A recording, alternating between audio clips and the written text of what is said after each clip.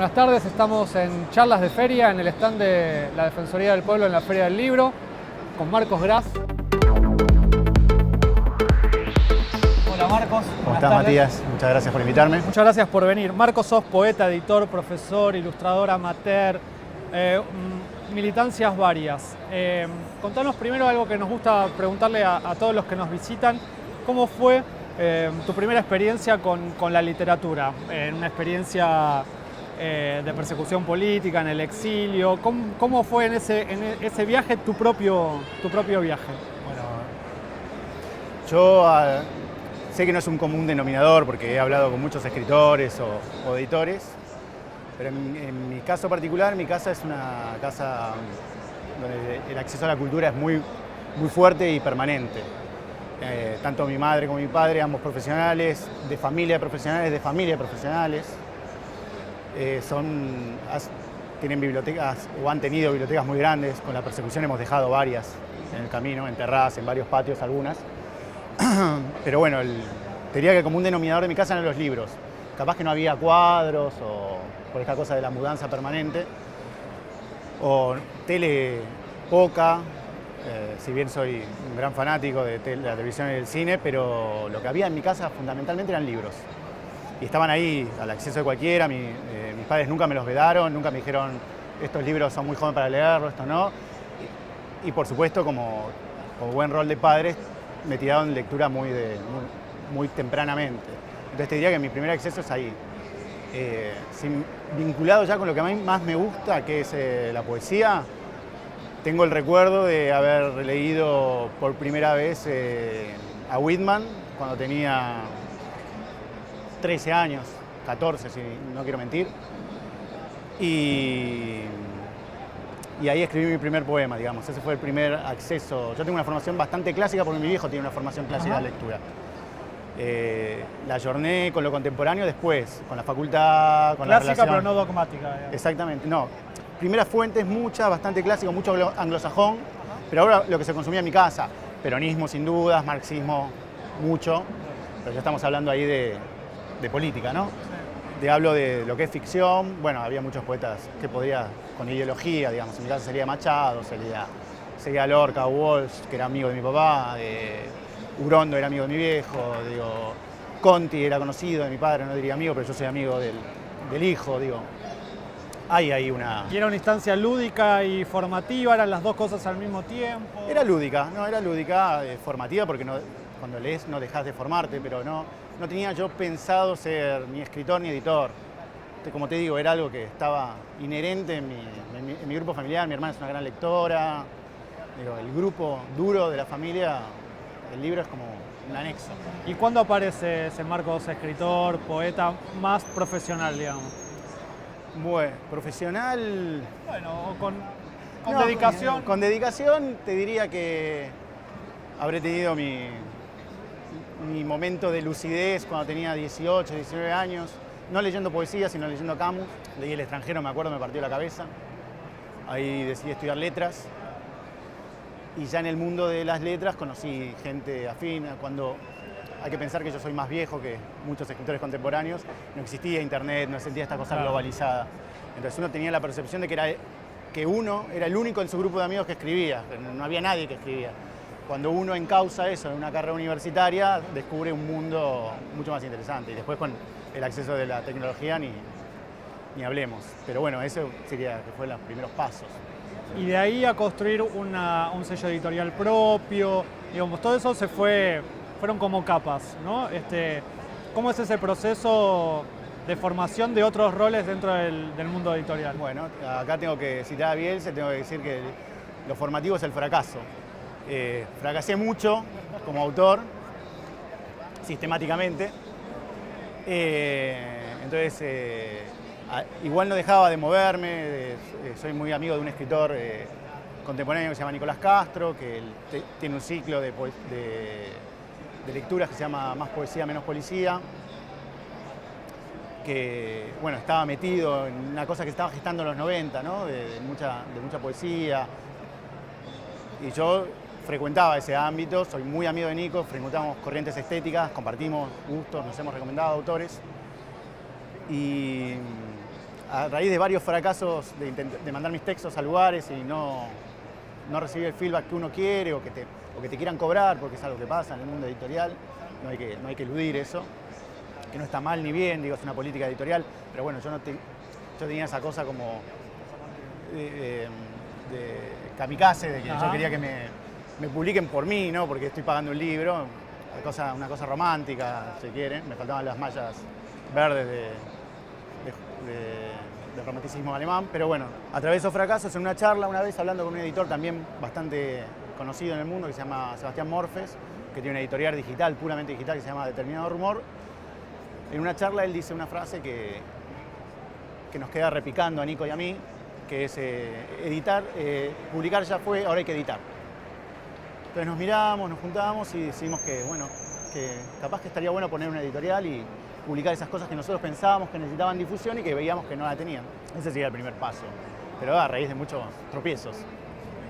Que lo citaste a Bielsa, que yo soy bielsista también. Hay polifuncionalidad, ¿no? Sí. Jugadores que hacen la banda toda entera, que pueden jugar en varias posiciones.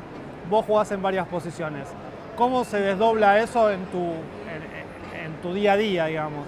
¿Te pones días para hacer alguna cosa? ¿Vas escribiendo? ¿Sos metódico? ¿Cuándo sos editor? ¿Cuándo te dedicas a poder hacer difusión de los textos que publican? ¿Cómo convivís con eso? Bien. Yo soy medio un Jekyll and Hyde en este sentido. En cuanto a la editorial, soy totalmente metódico.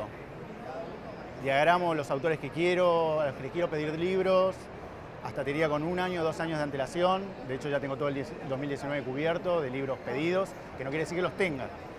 Los pedí, los estamos trabajando. Lo mismo con los libros que edito. Al ser una editorial que banca a sus autores, pues, o sea, los autores no ponen dinero, nosotros ponemos todo. Tengo un periodo de lanzamiento de libros cada 2-3 meses, es como el arco, la rueda que funciona. Y bueno, los lunes hago prensa, los martes distribución. De todas maneras eso ya está más ayornado porque después hablaremos, supongo, pero al formar parte del colectivo La COP, eso como no me tengo que preocupar. Y en cuanto a la faceta de escritor, soy totalmente caótico. Escribo los poemas en mi cabeza, básicamente. Trato de acordármelos, disparadores, ¿no? No el poema en sí. Si cuando me siento a escribir de esos disparadores que yo estuve pensando en cualquier momento, porque me pueden asaltar a la mañana, como a la noche, volviendo en colectivo, yendo a buscar a mis hijos al colegio, si alguno de esos sobrevivió, sobre eso trabajo. Y suelo escribirlos de un tirón. No. Después, cuando los voy a publicar o los quiero mandar a una editorial o lo que sea, sí, los trabajo un poco más, los voy ayornando, pero el poema, la base en sí, la escribo de un tirón. Pero ya lo venía rumiando. Lo venías masticando. Tengo mis tópicos y sobre esos trabajo. ¿No? Para mí es fácil porque trabajo sobre 3 o 4 consignas que son las que me seducen a mí. Que si tenés mi libro y si lo leíste o si alguien lo lee, básicamente es qué es la poesía, la política, el peronismo sin dudas, mis hijos, esos serían los tópicos, y el amor sin duda. Esos son los tópicos que yo manejo. Mencionaste lo de la COP como experiencia colectiva y hace un ratito hablábamos antes de grabar de esto de la literatura como experiencia colectiva, ¿no? Como lugar de transformación individual en la experiencia individual de leer, pero que también transforma porque transforma el mensaje que quiere dar el autor, con lo que entendió uno, con lo que vivió en el contexto en que leyó eso, cuando lo comparte con otro que se lo recomendó. En el caso de ustedes en la COP, trascienden eso como trabajo colectivo, como experiencia de colaboración, de sinergia. ¿Cómo funciona eso de la literatura entre varios? Lo primero que hay que remarcar es que cada uno maneja su editorial. Sí. Somos una cooperativa de editoriales independientes que nos aunamos para poder acortar escollos que individualmente eran muy complicados, como la distribución, la prensa, que tus libros cuando iban a la librería no terminen a los 2-3 días escondidos en algún lugar porque no sos conocido. Eso como cooperativa, al ser 15 sellos la cooperativa y distribuir 40 sellos en total, no nos pasa. Somos un colectivo muy fuerte, que tiene una fuerte impronta cuando desembarca en una librería, porque abarca todos los espectros de la literatura. Tenés ensayo, narrativa, poesía, crónica, digo, biografías. Entonces, en ese sentido, le sirve mucho a cada editorial en particular. Después lo que haga cada editorial en particular con eso, corre por su cuenta. Okay. Pero sí, nos juntamos básicamente para tener espacios de difusión y de visibilización de lo que hacemos, que es autogestivo en un lugar más comercial. Claro. Porque nosotros el rubro autogestivo lo tenemos cubierto. Nosotros vamos a más de 100 festivales por año con la COP. Entonces nuestra presencia en lo independiente está cubierta. Tenemos stand en la Feria del Libro por tercer año consecutivo. Pero bueno, necesitábamos una distribución fuerte, que eso lo logramos recién el año pasado, con una presencia en más de 50, 60 librerías en todo el país, y distribución en Perú, en Chile, encaminada en Bolivia, en México. Y bueno, tenemos una librería, claro, que era un punto muy importante para nosotros, tener un lugar donde canalizar todo ese esfuerzo. La librería donde se hace ciclos, la COP Librería, Bulnes 640 en el barrio de Almagro. Ahí hacemos ciclos, hay charlas de editores, charlas de escritores y nuestros libros siempre visibles, los nuestros y los de nuestros compañeros. Y eso nos hizo incrementar mucho la visibilidad, y cuando vamos a lugares ya no es lo mismo, claro, porque manejamos otro perfil. En esta experiencia de la COP y de esta descripción que haces un poco del mundo de la industria editorial, en la Argentina un poco más retrasado, pero la publicación en soporte digital en otras partes ha avanzado muchísimo. Todavía en la Argentina es más incipiente. ¿Cómo ves eso? Ustedes tienen muchas cosas en soporte digital. ¿Cómo ves el desarrollo en un futuro inmediato de los libros en ese soporte, en la convivencia? Mira, es interesante, y yo sé que hay mucha polémica respecto del soporte físico, el soporte digital. Para mí conviven y van a convivir siempre. Hay varias aristas que podemos tocar en este tema. Una, el libro físico es un objeto y la gente le gusta tener objetos y le gusta alardear de sus bibliotecas. No vas a conocer a nadie que tire libros. Son muy pocas las personas que tiran libros. Entonces, en cuanto sigamos en una sociedad de consumo neoliberal, el libro va a seguir existiendo. El libro como objeto de consumo va a seguir existiendo, sobre todo para una gran clase pseudointelectual cuyo gusto es la lectura, ¿no? Hay toda una generación, 2, 3, me animaría a decir, que son lectores de pantalla. Empezaron a leer en computadoras. Yo no, yo empecé a leer en un libro. Pero hay gente que empezó a leer en computadoras, chicos de 20, 21, que su estímulo es audiovisual y viene por otro lado. Esos muchachos o chicos seguramente recurren al soporte digital antes que al físico. Y no está mal. Lo interesante es ver si desde el soporte digital quieren después acceder al físico o viceversa. Si dicen, no, el físico no me gusta y yo quiero todo, no quiero tener una biblioteca. Lo de las generaciones nuevas son como muy nómades, ¿no? Toda esta cosa de viven en un monoambiente. No quiero generalizar, digo, no es todo así. Pero digo, hay una tendencia, ¿no? Esta cosa de viajar, hacer turismo en sofás. Entonces, como no tener posesiones, y en ese sentido la biblioteca es una posesión y a veces es un incordio, porque a alguien se la tenés que dejar. Un ancla, claro. Entonces, yo conozco gente que no viajaría jamás, solo por el hecho de preservar su biblioteca. Y hay gente que sí, y su biblioteca es un Kindle y está bien, yo no lo veo mal. Para mí son rubros que se complementan, no se excluyen. Y conviven, y la experiencia es similar.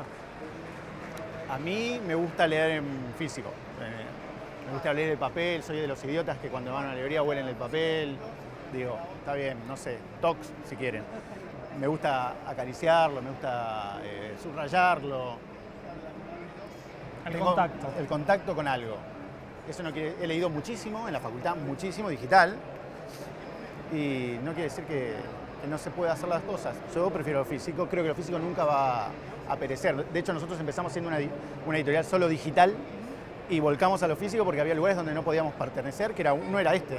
No teníamos espacio para estar acá. Teníamos libros y no teníamos espacio. Veníamos con los libros y te decían, ¿y cuáles son tus libros? Si era un código QR o era una computadora donde te lo bajabas y de la cámara del libro te miraban como diciendo, bueno, no sé si me interesa mucho. Entonces, queríamos acceder a un circuito donde el libro era importante. Entonces, hicimos libros en físico. Si tuvieses que recomendarle a alguien que se inicia en el viaje de la literatura, ¿por dónde arrancar? 2 o 3 ideas, disparadores, libros que a vos te parezca que son interesantes para iniciar ese viaje. ¿Qué le recomendarías? ¿Alguien que nunca haya leído? Sí, que haya leído revistas o alguna cosa por el estilo, pero no Mirá, un libro. yo vuelvo a repetir y acá no voy a descubrir nada. Mi formación es clásica, yo creo que hay que empezar por los clásicos. Cuando digo los clásicos no digo que vayan y agarren la Ilíada, o que lean a Homero, o a Shakespeare. no, o a Antígona, no, o Virgilio, no estoy diciendo eso. Yo creo que hay literatura de aventura clásica a la que yo no le rehuyo, que te fomenta las ganas por leer más. Y en la medida que uno va trabajando el hábito de la lectura, empieza a querer leer cosas más complejas. Yo si tuviera hijos y nunca hubieran leído, les compraría la colección Robin Hood, que era aquella de tomos de tapas amarillas, donde están Scott con Ivanhoe o Salgari con Sandokan. Si fuera un chico más joven, leería Stephen King y Misterio de Salem, Sid o los libros que escribió con seudónimo, que son de ciencia ficción, que me parecen geniales, La Larga Marcha o El Fugitivo. Leería Poe, que además leyendo Poe es gótico, terror y poesía. Leería Oscar Wilde, leería Stevenson, La Isla del Tesoro. Leería Borges, si me gustó Stevenson, leería Borges. Digo, ese es el camino para mí, no hay muchos secretos. La literatura te tiene que entretener, una vez que te entretiene vos buscas más cosas en la literatura, pero si no te entretiene la vas a dejar, es como una película que no te gusta. A mí me encanta Bergman, pero cuando tenía 10 años entré al cine a ver, no me puedo acordar, una película de Bergman, pensando que era una película de los hermanos Marx. Casi me muero, me comí el embole de mi vida y bueno, y muchos traumas después, ¿no? Porque había violaciones, pedofilia, era como complicada la película. Pero porque me gustan los hermanos Marx, me terminó gustando Bergman. Porque si no me gustan los hermanos Marx, no habría ahondado en los diálogos de Groucho, no había leído la biografía de Groucho y no habría entendido que a Groucho le gustaba Bergman también. O que leía a los alemanes y que no era un idiota que caminaba como Toulouse-Lautrec y fumaba habanos porque parecía gracioso. Era un tipo súper inteligente que hacía un humor recontra sutil. Bueno, nada, eso digo yo. Lo mismo, el mismo parangón para con la literatura. Hay que leer cosas que te llamen la atención, básicamente. Marcos, muchas gracias por venir. Gracias, Matías. Dedicatoria.